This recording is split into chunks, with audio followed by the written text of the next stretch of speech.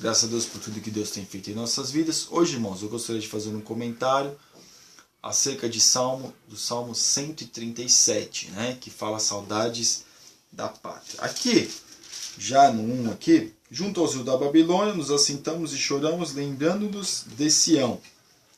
Então, quando o povo, a gente parece que só valoriza as coisas quando a gente perde, né? Quando a gente perde é o que quando a gente valoriza. Então o povo estava valorizando a terra a qual eles tinham perdido depois que eles perderam. Depois que valoriza, depois que perde, eles valorizam. Então eles estavam se lembrando de tudo aquilo que Deus tinha feito na vida deles, de tudo aquilo que Deus tinha proporcionado. É por isso, irmãos, que nós percebemos que depois do cativeiro da Babilônia, nunca mais o judeu adorou a outro Deus, se não for o Deus Todo-Poderoso. Você pode ver. Eles morrem hoje pela religião, vamos dizer assim, e eles não adoram a outro Deus. Claro, eles não aceitam Jesus como Salvador, como Messias, mas em questão de Deus, eles nunca mais adoraram a Deus, nunca mais fizeram um culto a outro Deus, se não fosse o Deus de Israel. Então eles estavam com saudade da sua terra, mas como quem disse, já era tarde. Era tarde eles terem saudade da sua terra, porque agora estavam em terra estranha. Depois que pecaram, seus pais pecaram, até eles mesmos fizeram o que fizeram, agora estavam com saudade de outras terras. Nos salgueiros que há no meio dela, penduramos as nossas harpas, né? Ou seja, ali mesmo eles penduraram as suas harpas e falaram, não tem motivo para cantar, não tem motivo para louvar. A gente está nessa terra que não tem como. Então eles cessaram os cânticos, porque eles achavam que os cânticos eram somente para serem entoados perto, próximo do templo, ali no templo, somente isso. Mas abrindo uma coisa aqui, meus irmãos, uma coisinha a mais aqui, o que acontece? Nós percebemos, irmãos, que as sinagogas começaram na época do cativeiro babilônico. Porque os escribas que redigiam a lei e copiavam as leis, eles tinham todas as leis de cor. Então, normalmente, quem recitava as leis em grupos menores, por isso que fala sinagogas, grupos menores, eram os escribas. Depois veio os escribas e fariseus, a gente vê tudo o que aconteceu, até mesmo na época de Jesus, que vai difundir tudo isso. Mas nessa época aqui, os historiadores falam que os escribas falavam da lei e é onde foi instituída, foi criada as sinagogas para o povo não esquecer das leis, né, de Israel. Então nós percebemos que isso começou as sinagogas. Porquanto aqueles que nos levaram cativo nos pediam uma canção e os que nos destruíram que os alegrássemos dizendo, cantai num dos cânticos de Sião. Então, os babilônicos, até engraçado, eles queriam que o povo judeu aqui trouxesse um entretenimento para eles, fizessem com que eles viessem se alegrar. O povo triste, choroso, amargurado, e numa situação daquela, os babilônios queriam que o povo judeu alegrasse eles com os seus cânticos, com as suas danças, com a sua alegria. Porque nós vemos que naquela época tinha várias festas e todo sábado eles cantavam, louvavam. Depois das 6 horas da tarde, que virava o dia na sexta-feira, era um dia era festa, cantavam, louvavam a Deus, adoravam ao Senhor. E nas festas que tinham no decorrer do ano, eles também faziam isso. Era um povo muito alegre, um povo muito festeiro. Então os babilônios queriam que eles trouxessem essa alegria para eles também. Mas eles estavam tristes, amargurados. E aí o que eles falam? Mas como entoaremos o cântico do Senhor em terra estranha? Né? Então, como a gente vai se alegrar em terra estranha? Se o templo ficou para trás, se tudo aquilo que a gente tinha, vamos dizer assim, uma afeição ficou para trás, as nossas famílias destruídas, as nossas casas, e o nosso templo, o nosso referencial foi destruído por vocês, como é que a gente vai cantar? E agora, ainda mais nessa terra estranha, cheio de Deus, cheio de pecados, como nós vamos cantar? E aqui fala, se eu me esquecer de ti, ó Jerusalém, esqueça-se a minha destra da sua destreza. Ou seja, eles deveriam colocar dentro deles que eles nunca deveriam se esquecer de Jerusalém, de tudo aquilo que simbolizava Jerusalém para eles, de tudo aquilo que Deus tinha feito para eles, e eles tinham vivido tão bem na cidade de Jerusalém, apesar dos seus pecados, das suas dificuldades que eles tinham, mas mesmo assim a terra era deles, foi Deus que deu a terra para eles, foi Deus que concedeu a terra para eles. Então, eles estavam dizendo o quê? Que se eu me esquecer de ti, Jerusalém, se esqueça de mim. E eu não poderia se esquecer jamais de Jerusalém, do meu referencial, da minha fé, da minha conduta, de tudo aquilo que simboliza para mim, eu jamais deveria me esquecer. Apegue-se a minha língua ao paladar, se me não lembrar de ti e se não preferir Jerusalém a minha maior alegria. Né?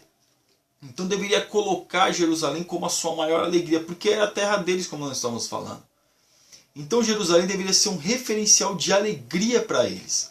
De total júbilo, de total regozijo para eles é Jerusalém. E jamais poderia se deixar isso.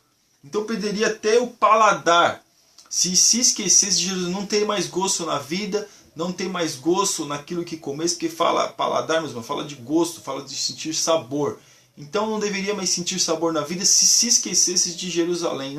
A vida para eles não teria mais sentido. Então, meus irmãos, eu vou querer até uma coisa aqui também, acerca desse versículo 6 aqui, para a gente entrar no 7. Também tem uma coisa, muitos dos judeus que foram para a Babilônia, quando tiveram que regressar para poder reconstruir os muros, para reconstruir o templo, muitos deles não quiseram voltar porque estavam adaptados à cultura, né, do povo lá, e estavam bem, vamos dizer assim, introduzidos, vamos dizer assim, colocados no mercado de trabalho e tinham seus próprios negócios. Por isso que o judeu é um dos maiores comerciantes do mundo. Numa terra estranha, eles fizeram grandes negócios e conseguiram sobreviver, porque na Babilônia ele não acabou com tudo. Deixou que o povo tivesse a liberdade de poder conseguir comprar e vender lá. E o povo judeu, como um bom comerciante, se saiu muito bem. Então por isso que muitos já estavam ricos e não queriam voltar para Jerusalém, que não queriam voltar para suas terras, né, para reconstruir os muros, para reconstruir o templo, porque estavam bem colocados lá, vamos dizer assim, já estavam bem habituados àquela cidade. Lembra-te, Senhor, dos filhos de Edom no dia de Jerusalém, porque diziam arrasai, arrasai até os seus alicerces. Então, quando fala aqui dos filhos de Edom, nós vemos que essa coisa dos edomitas e os judeus já vem lá da época de Jacó e Esaú. Esaú fundou, né, Edom, ficou com a cidade de Edom, que fundou a cidade de Edom, o povo edomita, e Jacó, né, que os hebreus que a gente vê. Mas o que nós percebemos aqui é que essa rivalidade já é muito antiga. Então aqui, o que ele está dizendo aqui? Que os edomitas, quando viram a Babilônia arrasando com o povo judeu, eles falam, arrasai, acabar com tudo. Porque alguns dizem que eles abriram, vamos dizer assim, as suas fronteiras para que o povo deram um espaço para que os babilônios invadisse Jerusalém. Isso não é comprovado, mas eles dizem isso. Né? Mas o que nós temos que entender, meus irmãos, é o seguinte, que um povo que deveria se unir com eles para poder vencer, não. Eles achavam bem e falavam, acabar com tudo mesmo, porque a sua rivalidade era antiga, destruir tudo, acaba com tudo, arrasai. E eles riram do povo judeu, eles riram, ficaram regozijando, jubilando acerca daquilo que estava acontecendo com os judeus. Então perceba tudo aquilo que acontece nesse cenário, tudo aquilo que Deus permite que o povo judeu passe por causa das suas transgressões. Mas o que mais me chama, uma das coisas que me chama a atenção é essa rivalidade. E quando o povo edomitas poderia até socorrer o povo judeu, eles se alegraram com a destruição dos judeus. Então nós percebemos, irmãos, que depois, se eu não me engano, 70 depois de Cristo, foi totalmente, acabou a tribo edomita. Nunca mais você ouviu dizer sobre algum edomita na terra. Apesar que Herodes o Grande era idumeu, que depois foi e dominou a Palestina, mas depois de 70 depois de Cristo, nunca mais nós vimos falar menção acerca dos edomitas. A filha de Babilônia, que vai ser assolada, feliz aquele que te retribuir consoante nos fizeste a nós. Feliz aquele que pegar em teus filhos e der com eles nas pedras. Então, meus irmãos, eles achavam, a mentalidade deles achavam que era melhor que não tivesse filhos, né? Que tivesse filhos e jogassem nas pedras. Então nós percebemos que é muito difícil, às vezes, para uma mãe tomar essa atitude. Então perceba que tudo aquilo que acontece, o povo causa acerca disso. Eles causam acerca das suas ações. E depois tem saudade da pátria. E depois o inimigo ri deles acerca de tudo aquilo que está acontecendo. E depois quer que eles ainda interajam, trazem entretenimento para o povo babilônico, aqueles que estão destruindo. E depois alguma coisa que eu falei a mais aqui, que o povo depois se deu bem, não queria mais voltar. Então perceba, meus irmãos, que Deus, Ele tem todo o controle nas suas mãos. Mas mesmo assim, por ele fato de ter controle nas suas mãos, é por isso que Ele dá chance ao homem de melhorar a sua conduta, de melhorar a sua vida. O povo judeu aqui estava nessa situação porque o que acontece? Eles pecaram contra o Senhor. Eles deixaram as coisas de Deus. Eles eram para dominar a Babilônia, eles que eram para dominar a Síria, eles que eram para dominar os edomitas, eles que eram para dominar toda aquela região, era para ser de domínio deles. Eles deveriam dominar, tanto na questão política, na questão cultural, na questão econômica e principalmente na questão espiritual. Então nós percebemos que Deus, ele coloca o povo judeu exatamente naquele lugar, naquela região, naquele centro ali onde tem vários povos dominantes em volta, para que o povo pudesse dominar aqueles povos que estavam em volta, para que eles pudessem ter total, vamos assim, domínio sobre eles, não eles serem dominados por eles. Mas a gente percebe, meus irmãos, que quando vem Saul, Deus levanta o reino, vence algumas batalhas, depois Davi, que já fica dominante. Você vê que Davi, toda guerra que ele vai, normalmente ele vence. E depois nós vemos Salomão, que teve uma paz durante 40 anos. Depois da sua infidelidade, Deus levanta, né, inimigos contra Salomão. O que acontece? O povo estava obediente às coisas de Deus. Claro, sempre um ou outro, né, não quer ouvir muito a voz de Deus. Mas o povo estava obediente à voz de Deus. Mas por que causa tudo isso que acontece no Salmo 37? Por quê? Porque o povo que era para dominar politicamente, economicamente e espiritualmente, deixou ser dominado pelos outros povos. Então por isso que depois nós vemos que há uma divisão no reino de Israel. Por causa do seu pecado, por causa das suas transgressões e por causa dos seus erros. E o povo que era para ser dominante está sendo dominado, dizimado e destruído. Principalmente, irmãos, depois que a tribo do norte vira a tribo do norte e tribo do sul. Tribo do norte, cuja capital Samaria, tribo do sul, cuja capital Jerusalém. Por isso, meus irmãos, depois que essa divisão, aí que fica mais fácil ainda, tanto para a Babilônia invadir Jerusalém e a Síria invadir Samaria, ou seja, Israel na parte de cima. Então perceba que Deus, ele vai levando a história e quem toma as atitudes somos nós. O povo que era para ser dominante, era dominado.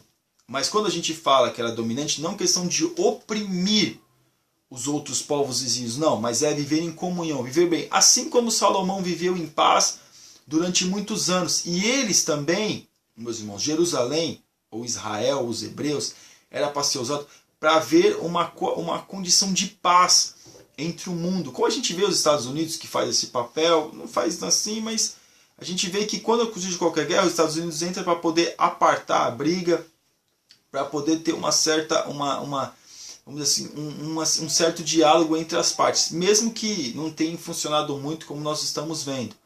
Mas Israel era para ser assim. A Síria quer invadir a Babilônia. Quem deveria interferir? Israel deveria interferir e falar, não, vocês não vão invadir, a gente está vivendo em paz. Porque eles deveriam ser soberanos, a nação deveria ser soberana, porque está no lugar estratégico, está no lugar alto. Então nós percebemos, irmãos, que todos os povos, pode perceber que todo povo quer invadir aonde? Israel. A Síria invadiu Samaria e também queria invadir Jerusalém. Mas permissão de Deus não faz.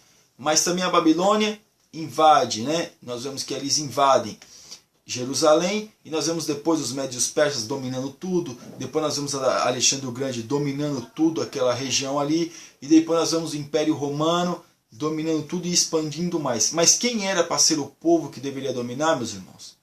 Ah, você vai dizer assim, mas isso não está na Bíblia. Mas se você ver num contexto geral, aonde está localizada Jerusalém, aonde está localizado Israel, quais os povos que estão em volta, se você olhar no mapa, você vai ver que quem deveria dominar era o povo de Israel. Eles deveriam ser dominantes, não questão de oprimir os outros povos, não, e nem de cobrar tributos.